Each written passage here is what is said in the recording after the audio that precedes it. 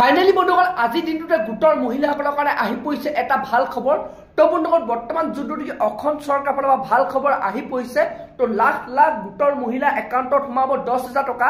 তো যিসকল মহিলাই ইমান দিনে অপেক্ষা কৰি আছিলে তো বন্ধুসকল আৰু আপোনালোকে অপেক্ষা কৰিব নালাগে। যোনটো নেকি বৰ্তমান অসম চৰকাৰৰ পৰা আপডেট আহিছে, যোনটো নেকি খবৰ আহিছে বৰ্তমান। তো গোটৰ মহিলাসকলে অতি সোনকালে আপোনালোকৰ একাউণ্টত সেই 10,000 টকাটো লাভ কৰিব। তো বৰ্তমান বন্ধুসকল অসম চৰকাৰৰ পৰা সেই লিষ্টখন মুকলি কৰা হৈছে, যোনখন নেকি লিষ্টত আপোনাৰ নামটো থাকিলে আপোনালোকে অতি সোনকালে আপোনালোকে সেই 10,000 টকা লাভ কৰিব পাৰিব। তো বন্ধুসকল আপোনালোকক মই সবিশেষ জনাম আপোনালোকে লিষ্টখন কেনেধৰণে চেক কৰিব পাৰিব, কেনেধৰণে আপোনালোকে চাব পাৰিব যে আপোনাৰ তাত নামটো আছে নে নাই। তো বন্ধুসকল আপোনালোকে মই সবিশেষ জনাম। তো আপোনালোকে সেইটো কাৰণে ভিডিঅ'টো একেবাৰে স্কিপ নকৰাকৈ আপোনালোকে চাই থাকিব।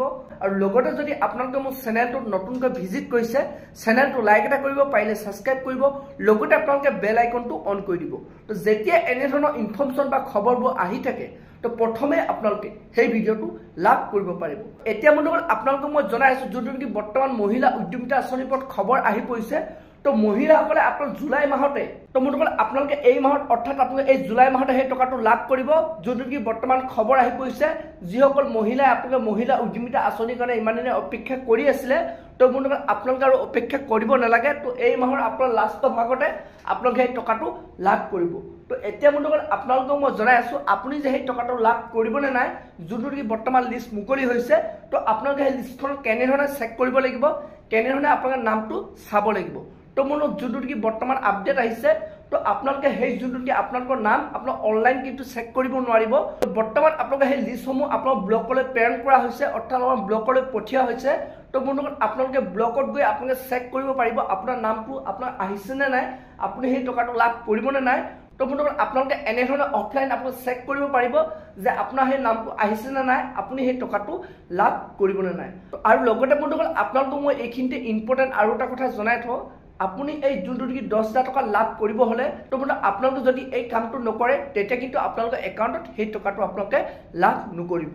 অৰ্থাৎ আপোনালোকৰ আধাৰ কাৰ্ডৰ লগত বেংক একাউণ্টটো লিংক থকাটো বাধ্যতামূলক।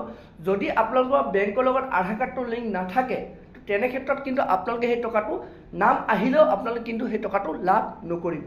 কাৰণ চৰকাৰে যিকোনো গভৰ্ণমেণ্ট আঁচনিত টকা দিব হলে আপোনালোকৰ DVD মাধ্যমেৰে প্ৰেৰণ কৰে।